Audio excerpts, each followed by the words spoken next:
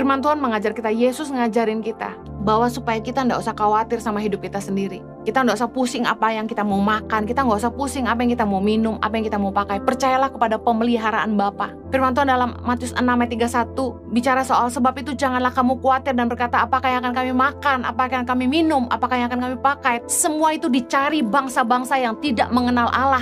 Akan tetapi Bapamu yang di sorga tahu bahwa kamu memerlukan semuanya itu. Tetapi carilah dahulu kerajaan Allah dan kebenarannya, maka semuanya itu akan ditambahkan kepadamu. Yesus sudah kasih clue-nya sama kita.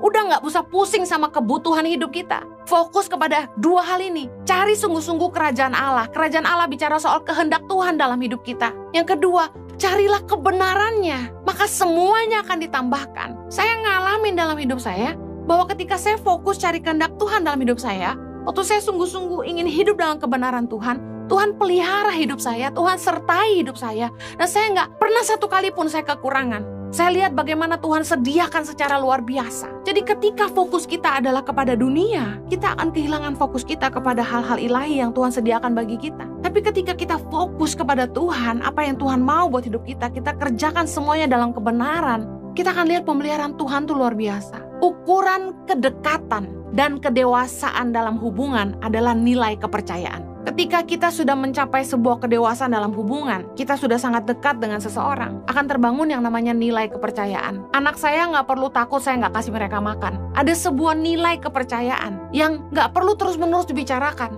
Mereka yakin mamanya sayang mereka, mamanya akan siapkan yang mereka butuhkan. Bahkan sebelum mereka minta, saya sudah siapkan. Tapi kalau kita masih sering khawatir, berarti kita belum benar-benar mengenal Tuhan. Berarti iman kita belum benar-benar bertumbuh di dalam Tuhan. Saya berdoa agar setiap kita mengerti dan menghidupi firman Tuhan, supaya hidup kita tuh berbuah. Matius 13 ayat 23 berkata gini, yang ditaburkan di tanah yang baik, ialah orang yang mendengar firman itu dan mengerti. Dan karena itu, ia berbuah. Ada yang 100 kali lipat, ada yang 60 kali lipat, ada yang 30 kali lipat. Benih firman Tuhan harus tumbuh. Artinya bisa dimengerti. Ketika kita dengar firman, firman itu harus tertanam dalam hati kita. Harus bisa tumbuh. Artinya kita bisa mengerti firman. Dan harus berbuah. Berbuah dalam apa? Dalam perilaku kita. Tingkah laku perbuatan kita. Bisa dihidupi. Bagaimana kita memperlakukan orang lain. Bagaimana kita mengampuni orang yang bersalah kepada kita. Bagaimana kita belajar mengasihi Tuhan dengan melakukan firman-Nya. Saya berdoa gini. Setiap kali Anda dengar firman, Anda sungguh mampu memahaminya. Kemudian diberi hikmat sama Roh Kudus untuk menghidupinya. Dan ketika engkau berusaha mengerti, renungkanlah firman itu. Supaya dalam perenunganmu, Roh Kudus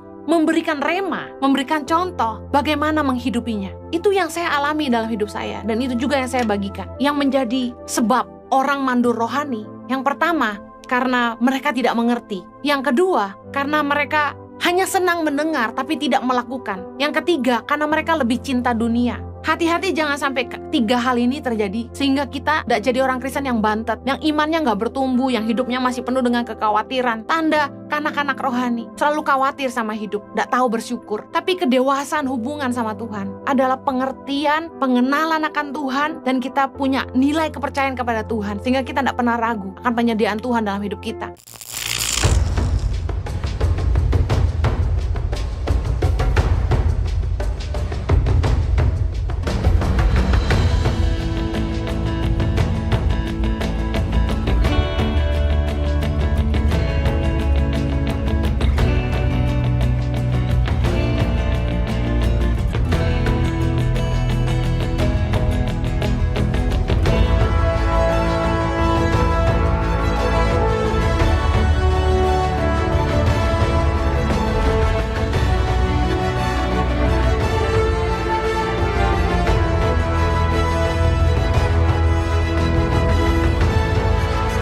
Cerita anak pedalaman dalam meraih mimpi dan mengejar cita-cita bersama Tangan Pengharapan.